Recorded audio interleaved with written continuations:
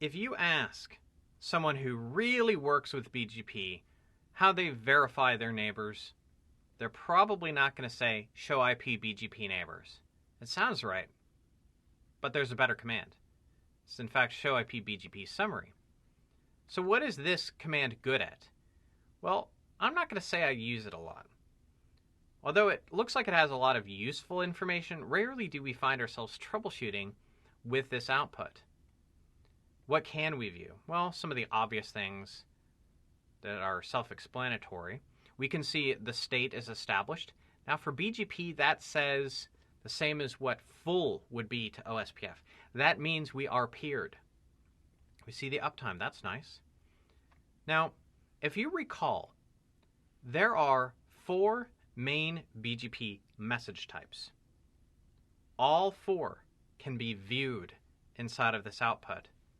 Hold time, that's our heartbeat. Or excuse me, keep alive is our heartbeat. Hold time is generally 3 times the heartbeat rate. Open, that's kind of an introduction. Notification, that's an error message. Update, well, that's when we have information to share. Sent and received. So if we want to modify something like hold time, first we might want to see what we're currently configured at, and maybe we want to detect a neighbor loss quicker. So what we could do on both sides is manipulate that value.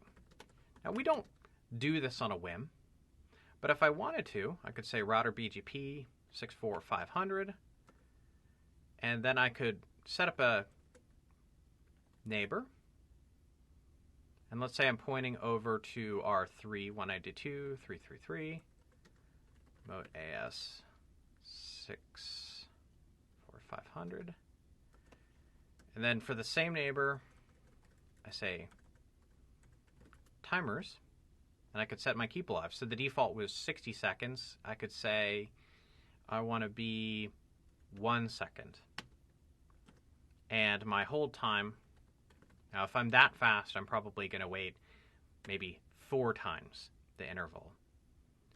And I'll press enter there, or actually it's just 4. And it gives us a warning about that. Certainly want to be mindful of that, but if I knew my network, I was confident in my network being able to work with these values, then I might go ahead and do that on both sides.